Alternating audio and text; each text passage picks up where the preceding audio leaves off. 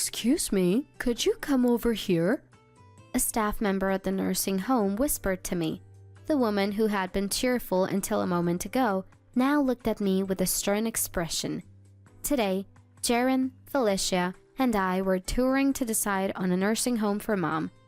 As I was about to call Jaren and Felicia, the woman staff member held my hand, stopping me. It's important. Please come alone. My name is Jenny. I'm a 32-year-old office worker. I'm still single, enjoying my life while dedicating myself to my work. This year marks exactly 10 years since I graduated from college and started working in the city. It's been a full 10 years since I left my hometown. My family home is in the countryside, surrounded by rice fields and farms. Quite a distance from the city where I live now. During my student days, I used to commute an hour each way to a university in the neighboring town. Now, to visit home, it's a 4 to 5 hour drive, so I only go back a few times a year. During Christmas holidays or Thanksgiving. Living there now are my 63-year-old mom and my brother Jaren, along with his wife Felicia. After Dad passed away, Mom, Gemma, was living alone at the house, but about 6 months ago she had an accident and injured her leg. She was involved in a traffic accident while shopping in town. Since the accident left her struggling to walk, Jaren and Felicia moved in to take care of her. Jaren and Felicia, who's a year younger than him, run a business and seem to lead busy lives. They've converted part of the house into Felicia's office, making it easier to take care of her mom since they're always at home. Jaren, who used to be somewhat problematic, "Leave Mom's care to us," assured me confidently. I wish I could help more, but I can't visit often, so I've left everything to them. I only occasionally call Mom to catch up. "Hi, Mom. Yeah, just got off work." "Hello, Jenny. Actually..." "Huh? What's up?" When I called Mom after getting home, she seemed hesitant, struggling to find words. After a silent pause, I heard Jaren's voice on the other end of the line, calling for Mom. "Oh, sorry, it's nothing. Talk to you later. Take care." Mom quickly ended the call, and we barely spoke. She seemed hurried. I wondered if something was wrong. At the time, I just found it a bit strange. Then, about 2 weeks later, after a tiring day at work, Jaren suddenly called me. I don't usually talk much with Jaren, my brother who's 4 years older. We're both busy with work, but more than that, I've always found it hard to talk to him, given his problematic past. Surprised by his call, I thought it might be an emergency. When I answered, Jaren spoke with the tone of a work-related call rather than a brother-sister chat. "Mom's developed dementia. We can't take care of her anymore, so we decided to put her in a facility. Felicia and I are too busy with work, so you need to find a place for her." "What? Wait, Jaren!" Jaren hung up immediately after delivering his message. "Mom has dementia?" He definitely said that. There were no signs of it when we last spoke. Though frustrated by Jaren's one-sided demand, I couldn't say no, thinking of Mom. She's my only mom and she means the world to me. Luckily, I had a 3-day weekend starting the day after tomorrow. I decided to use this break to go back home. 2 days later, I drove early in the morning and reached home by noon. Jaren and the others seemed to be at work, leaving only Mom at home. "Mom, I'm home. It's been a while." Mom, sitting in the living room chair, turned to me with a vacant expression. After staring at me for a while, she came back to herself and smiled warmly. "It's really been a long time. Welcome back, Belinda." "What?" I'm Jenny." "Oh, okay, maybe that's right." "Belinda? That's my aunt's name." Mom seems to recognize me as her daughter, but has forgotten my name. Trying to continue the conversation, I only received vague responses. She was so different from the mom I talked to on the phone, leaving me more sad than confused. But I couldn't just wallow in sadness. I sat next to Mom and explained about moving into a facility. I wasn't sure if explaining was the right thing to do, but I couldn't just take her to a strange place and tell her to live there all of a sudden. Mom quietly listened, nodding along. "I see. It seems I'm becoming a burden to you all." Mom seemed to understand about moving into the facility, speaking in a low, dejected voice. She didn't oppose the idea and accepted it readily. Seeing Mom so frail and weak pained me. but I started looking for nearby facilities using the internet and other sources, narrowing down a few options. However, when I called, most places had no vacancies. Only one seemed available for immediate admission. The director whom I spoke with on the phone listened sympathetically to our situation. He invited us for a tour, so I decided to take Mom there the next day. The following morning, Mom, Jaren, Felicia, and I drove to the facility I had contacted the day before. Jaren and Felicia had taken the morning off, but they seemed disinterested and didn't hide their annoyance, thinking Mom wouldn't understand anything before even arriving at the facility. Upon arrival, the director, a kind-looking middle-aged man, greeted us. He had arranged a wheelchair for Mom, who has difficulty walking, and waited for our arrival. He answered our questions compassionately, leaving a very good impression. Then, 2 female staff members guided us around the facility. Mom was restless and fidgety the whole time, probably nervous about being in a new place. I pushed her wheelchair and talked to her as we went. When we were about to visit the room where Mom would potentially live, "Excuse me, I'd like to use the restroom." I excused myself to use the restroom. "Go ahead without me, I'll just pop to the restroom. Jaren, can you push Mom's wheelchair?" "Oh, Belinda! Belinda!" As I finished speaking, Mom suddenly started shouting. Again, she called out Belinda's name, my aunt's name, repeatedly. You, Belinda, come here." Mom beckoned one of the female staff. She's a woman who looks a little younger than me, a slightly younger woman named Madeline, whom she had just been introduced to. "What's the matter?" Madeline approached and bent down to listen, as Mom started tapping the handles of her wheelchair, looking back. Jaren and Felicia watched Mom with a look of frustration. "I'll take care of Gemma," said Madeline, smiling warmly. I bowed deeply and left the scene. Madeline seemed nice. I felt reassured that Mom would be in good hands with her, but at the same time, a sense of sadness washed over me. After finishing in the restroom, I stepped into the hallway, where a staff member suddenly grabbed my arm. "Huh?" Surprised, I saw it was Madeline, whom I had just asked to look after Mom. "Is something wrong?"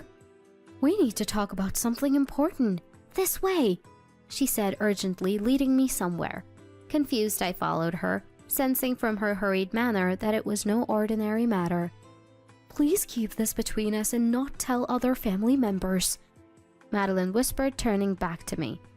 "Yes," I replied ambiguously, and soon she stopped in front of a door. "Please come in," she said, opening the sliding door for me. Inside, I was greeted by a surprising sight. "Mom?" Somehow, Mom, who was supposed to be touring the facility, was inside the room, seated in her wheelchair, facing a desk. The facility director was also there, sitting opposite her, silent with a grave expression.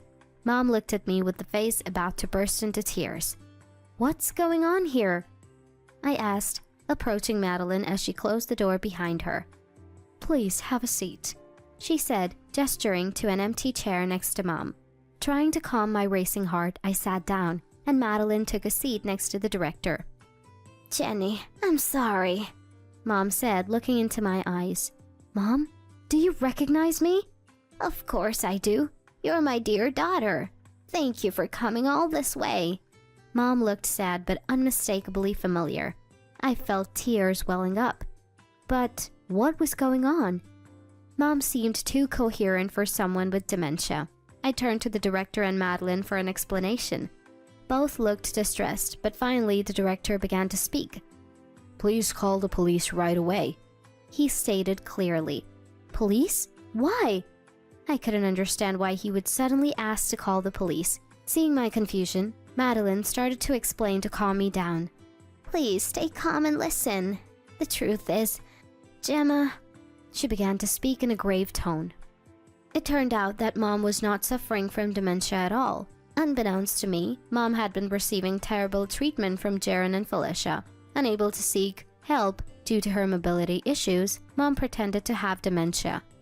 Thinking Jaren and Felicia would put her in a facility where she could get help.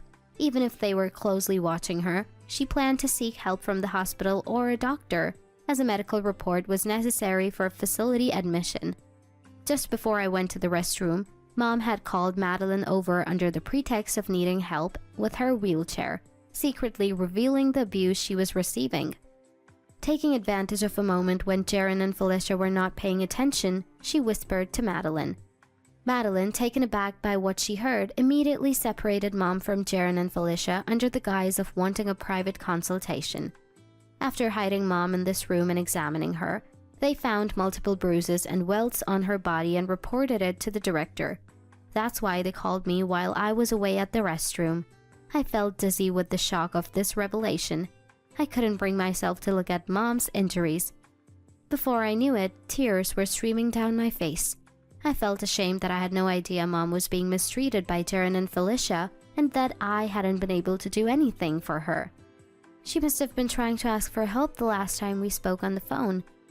This is no time for tears. We must call the police before Jaren realizes. The director stood up, encouraging me. Madeline nodded in agreement. I quickly left the room, entrusting Mom to Madeline, and rushed to a nearby police station without Jaren and Felicia noticing. The director accompanied me, and we explained the situation to the police, who understood the severity and acted immediately.